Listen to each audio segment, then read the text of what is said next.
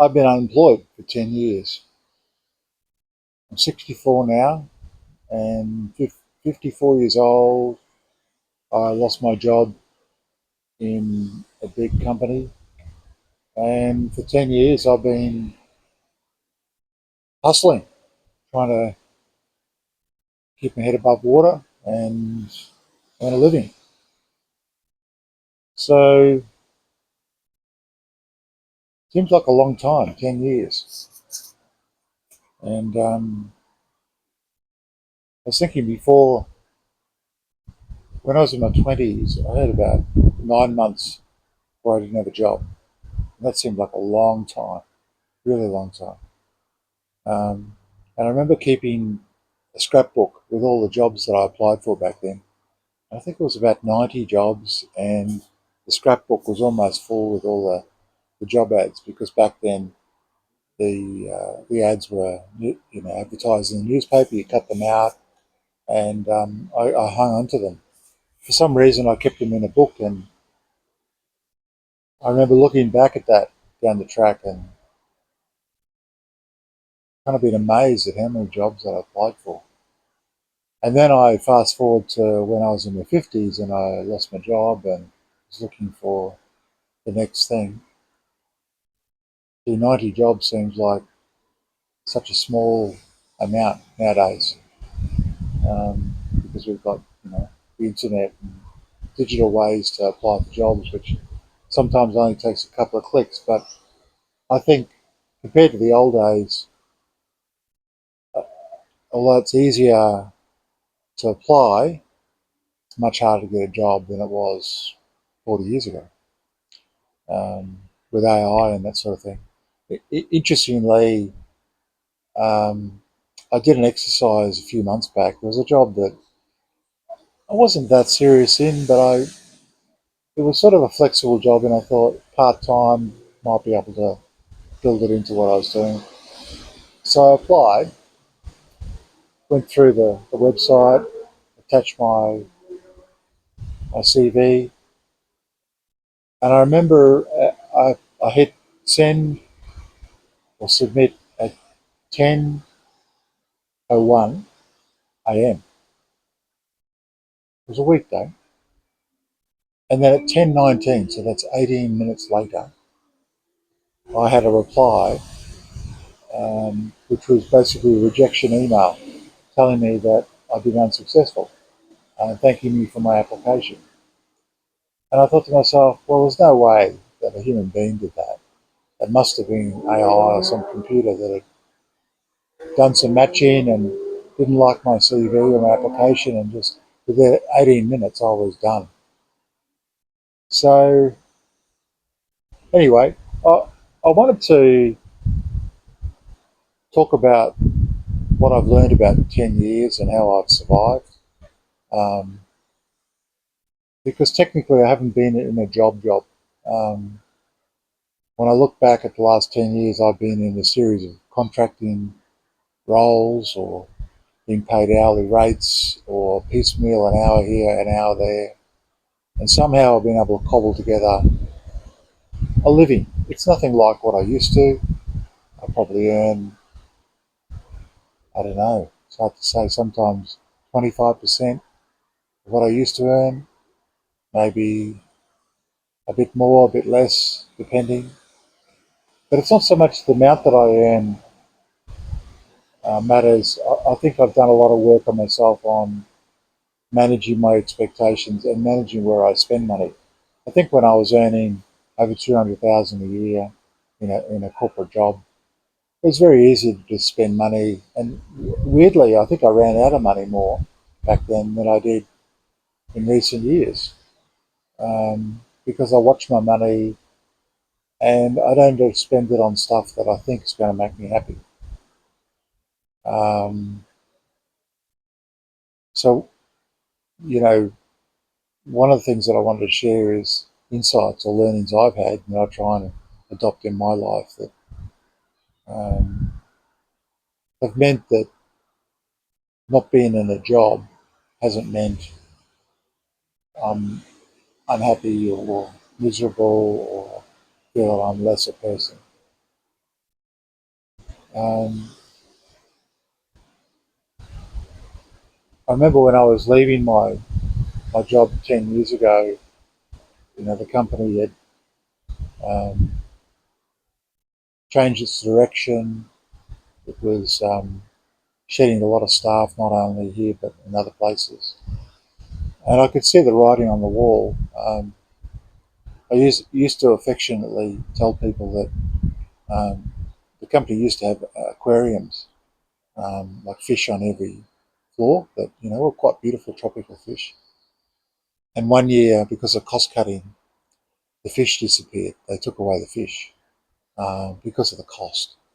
And I thought, well, the fish are acting a little bit like the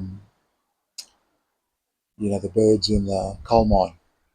Um, uh, so I thought, if the fish are going now, then it won't be long before people go. And sure enough, within a couple of years, that was the case. So keep an eye on those things. If you're in a job and you see unusual things happen, cuts in travel, the fish disappear, um, then there could be, job losses, and maybe yours. I hope not. Um, but at least there was a little bit of time before I lost my job where, I was reasonably well plugged into networks outside my organisation, unlike a lot of people. And I think that's one thing that I've mentioned in previous videos. Really, really important to maintain networks beyond your company, because if you lose your job, it's easy for that to mean that um, your opportunities to find new jobs outside your own company are very limited. And certainly my experience has been that once you leave the organisation, um, it's a lot of your internal networks really either disappear or aren't that helpful for finding the next role. So I had this long-term colleague that I'd actually worked or met through my role many years earlier, and he'd set up his sort of contracting business, and he was working with one particular organisation elsewhere, and he invited me in to do a bit of work, outside of my day job initially while I was looking at, you know, potentially losing my job.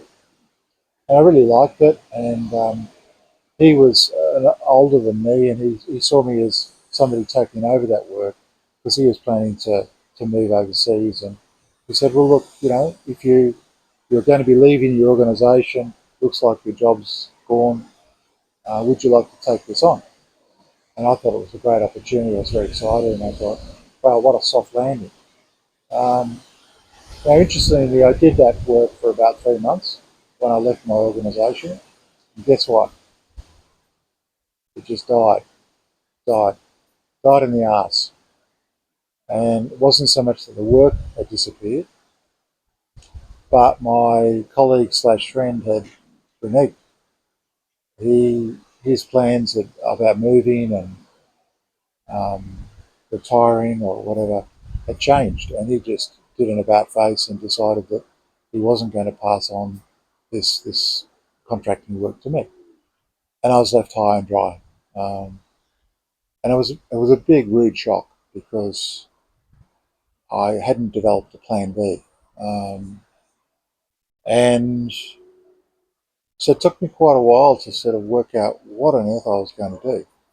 Um, I had put a little bit of savings aside, and I was able to draw on that for a period of time.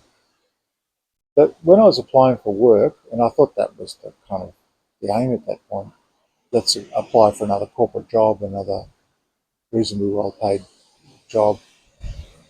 Um, it took a few months before, bashing my head against the brick wall of rejections, I realised that this was just a pointless exercise. I was just going to end up more and more disappointed in more and more rejections, despite me having good qualifications, great experience, and referees. something had changed and there was a wider downturn happening. So what did I do? Well, I tried my hand at self-employment. So I set up a training business where I was providing some training in schools, actually, helping um, high school students, particularly girls, learn about business and entrepreneurial skills. And that really went well for quite a few years. Um, it was reasonably regular income, although ups and downs. And there was a lot of promotion and meetings to sort of get the word out. But it was I loved it. It was a very values driven thing for me because I had a young daughter at the time, and it fitted with my interest in helping young women grow and reach their potential. And this is all pre-COVID. Um, and then I think once COVID hit, like many of us, the world that we knew disappeared, and the work that I was doing and the appetite just didn't seem to be there as it was. And I probably could have kept trying to maintain it, keep it on track, but it kind of felt to me like its time had come and gone. And I think that's one of the things I've learned over the last 10 years is the importance of not just having one egg in the basket, but several eggs. And alongside that education business, I've been developing a plan B. And that's one lesson I've learned is even though I've been earning income out of a certain um, self-employment work, I've always been looking at building something on the side because my experience over the last 10 years, maybe the world's changed, I don't know, but my experience is for a whole lot of reasons, whether it be contracting, self-employment, what have you, things change after about a year or two. If you're lucky, 3 years. So the idea of ongoing employment, like I've had in the past, and maybe you have, is really a thing of the past for a lot of people. And that's why I think I've learned to have to be quite cunning and very um, switched on to new opportunities and keeping my eye sort of on the mountains as well as doing the things day to day. Looking for the opportunities that are up there and maybe other people haven't noticed. So yeah, that would be one thing I'd really recommend is where you can build a plan B. And that's what I did. I transitioned during COVID. Um, I found a new area of contracting, um, doing employee assistance and drawing on some previous qualifications I had, um, that I'd, I'd certainly earned, but I'd kind of kept up to date as a possible fallback should I ever need to draw on them. Now, although that's offered some work, I remember when I first started that in 2021, the work was quite regular and interesting, and I enjoyed that. But it was contracting work, and it was either a drought or a flood. So in some months, I would do 2 to 3 um, weeks at a time, and I was paid a higher rate than I would be if I was, in a job. But then the next month I might get only 1 or 2 days. So I had to learn how to put aside some of that money that when I was getting more money than other months. Put that aside so that it would sort of even things out. So when I had bills and expenses in months where I wasn't earning much, I had some savings, which is very different to when you're in a job because you've got predictable income, you know what you're going to earn every fortnight, every month. So, um,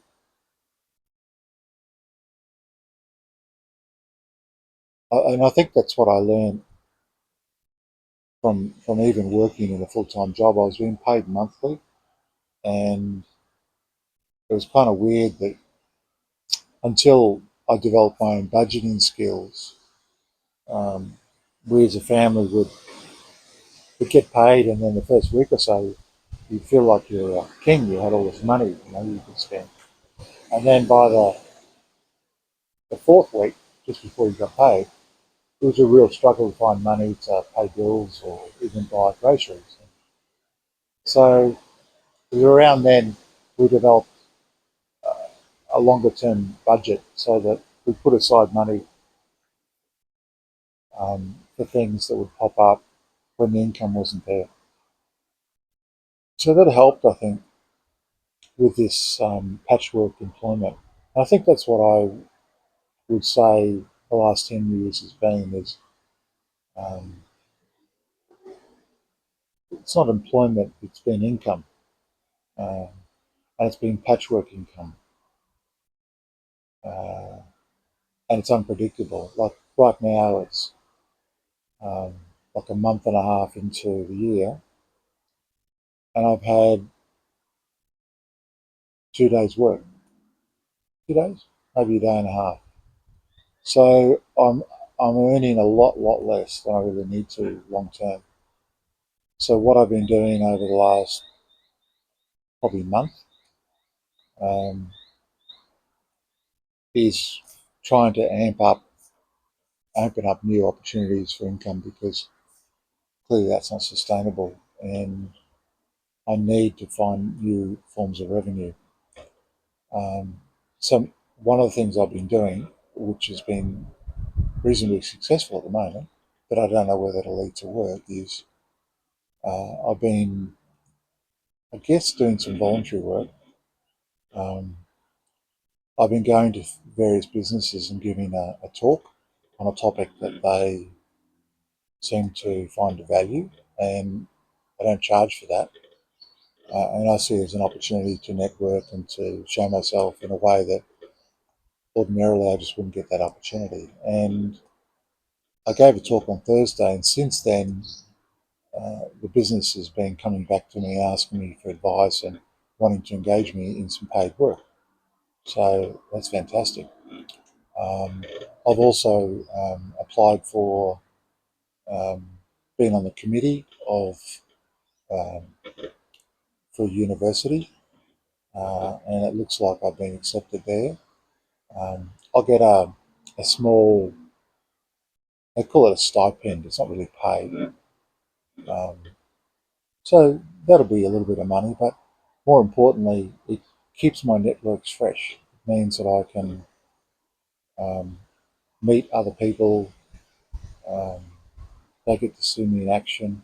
And I often find that when you're involved with organisations in that way, um, those people, if they like what they see in you, may invite you to do other work. On Monday, I've got a Zoom call with an organisation that supports parents who have been through a breakup and mental health issues. Once again, I'm looking to their organisation as a as a committee member, and I think I've got something to contribute.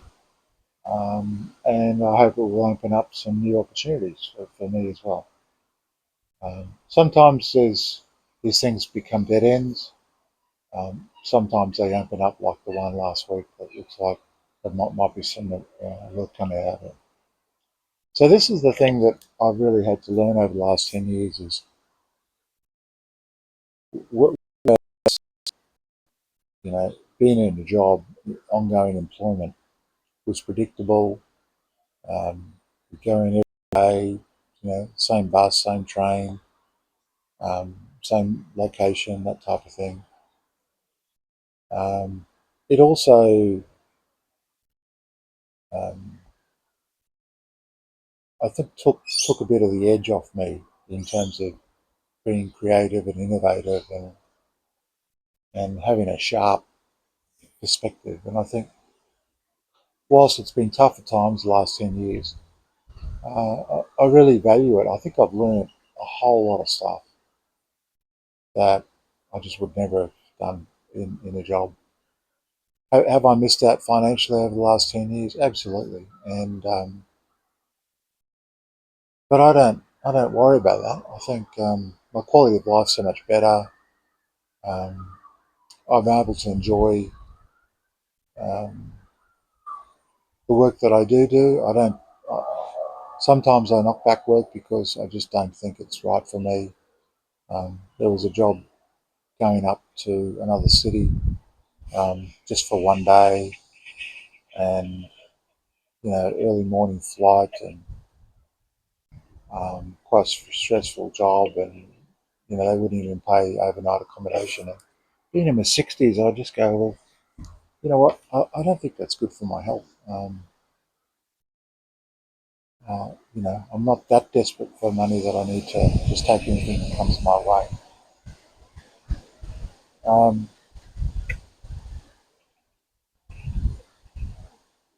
Another thing that I've been doing over the last 10 years that has helped me with this lower income, but also more time on my hands, is it's allowed me to try and work out what on earth this retirement or semi-retirement is all about.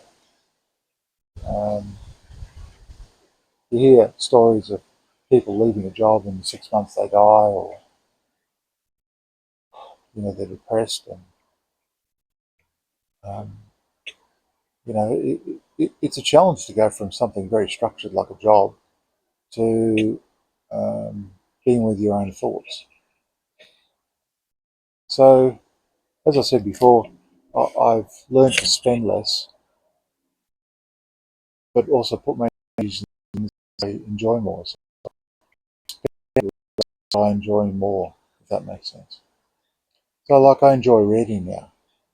I didn't seem the time, or didn't believe I had the time to read in the past. Um, now I love reading. I read, even if it's a couple of pages a day.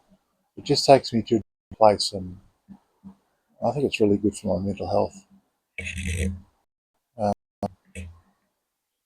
I play some local sports. I play bowls, which is not very expensive. It's not like golf or some expensive sports. And I quite enjoy the social connection with the guys that I play with, where some of them are similar age to me, and some are still working, some aren't. Um, but it draws on a different part of me. It's a new skill set. Gets me out in the fresh air, and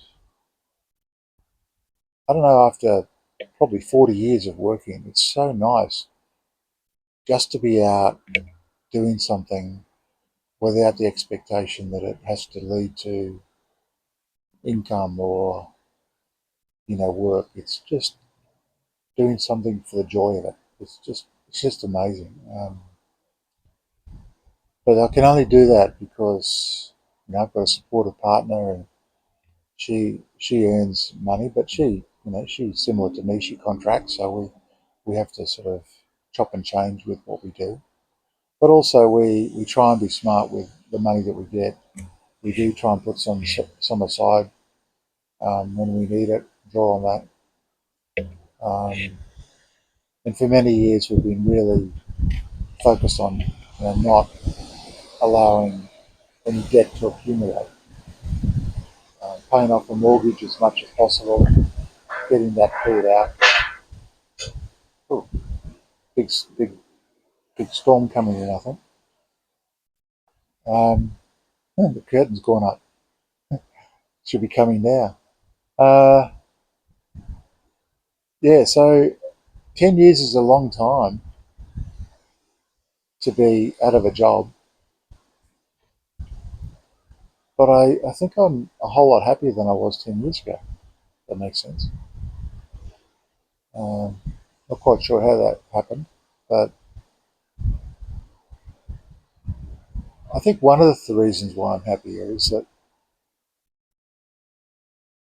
I no longer feel like I've got to prove myself, that a job defines who I am. I'm okay in my own skin. I don't care what other people think of me or what I'm doing. Some people kind of can't work me out sometimes. They'll ask me, well, what do I do and what's my job? And you know, I don't have an easy answer to that, but I don't feel like I need to. I hope all that makes sense to you. I don't have all the answers. I've just got some of the answers that work for me, and it's a work in progress. Who knows where I'll be when I'm 74? But I'm grateful that I'm still standing on two legs. I'm reasonably healthy, try and look after myself, um, and I've got a wonderful family, and I have opportunities to do great things that really inspire me. What one thing I haven't mentioned that I have been doing also in the last 10 years, which I should do, is and it talks to the whole idea of not always doing things for money, is I've developed a few voluntary groups, not for profits, I guess. So one is a local repair shop that's run by volunteers. Before COVID, I was really concerned about the amount of household items that would just be thrown away or put on the curb to be put into landfill. And, I'm a kind of repair type person. I like to fix things if I can. And so I set one up in the local community here, and we've been going about 6 years now, which is amazing. We've got about 8 repairers, regular repairers who come from a tradie background or um,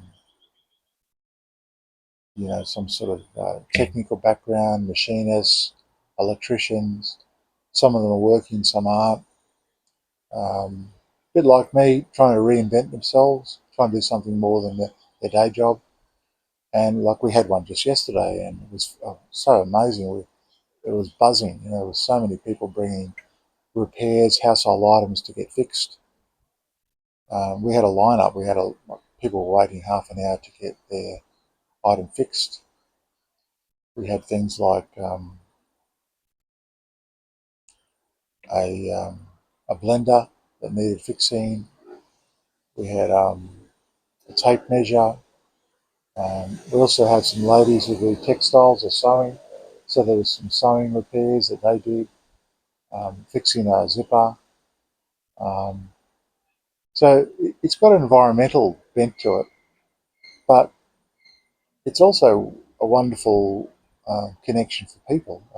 We have chats, we have cups of tea and coffee together, and it's just a wonderful buzz. And you know, I think I certainly feel more connected, and I don't feel so isolated um, being out of the workforce because of those sorts of opportunities.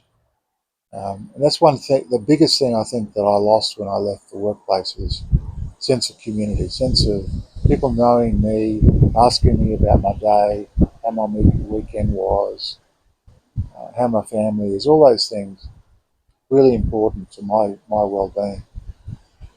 The other one that's a bit more recent that I set up is I've been toying with or writing some fiction, a book on some crime fiction. And about 12 months ago, I decided to help me stay motivated to keep writing. I'd create a new um, local crime writers group. Um, and I've set that up, and once again, it's attracted a regular group, 6 to 8 people every month, and we have guest speakers come along to start us off each month. Um, we've had amazing people. Private investigator came along, a police forensic scientist, a person who is a funeral embalmer, prepares the deceased for funerals, and recently we had an ex-hostage negotiator from the police come along. But I learned so much from this. I love the challenge of it. Does it lead to a dollar? No, not necessarily, but that I don't feel like I'm missing out. I feel like there's enough income just coming in to manage what I need to do, and by not being locked into a job, it means that I've got energy and the mental space to do things I'm passionate about. So I'm very fortunate that way, and I think it's like the old sliding doors. If I was still in a full time high stress job, would I be doing anything like I'm doing right now? Would I be even alive? I really don't know. Maybe I wouldn't.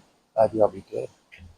But I'm alive, and generally I'm pretty happy. Um, and I developed this YouTube video because to me it's another form of connection. Although I haven't met you, I feel like you wouldn't be watching this unless the things I'm talking about um, don't relate to you. Some of what I'm saying might be something that you're struggling with, you've been navigating, or maybe you're further down the track than me. I don't know, but I really appreciate you stopping by, um, and I'm really pumped to see so many people who are over 50, 60, etc., who are jumping on YouTube and telling their story because we're not over the hill, we're not washed up, we've got a lot of knowledge and experience to share, and it's important that we stay connected, that we're strong. So this is my opportunity to just contribute to that and create a space where we can connect. So I'd love to hear any comments or thoughts you have on your journey, because I'd love to learn from you. Um, yeah, so thanks for listening, and I'll catch you in the next one. Take care.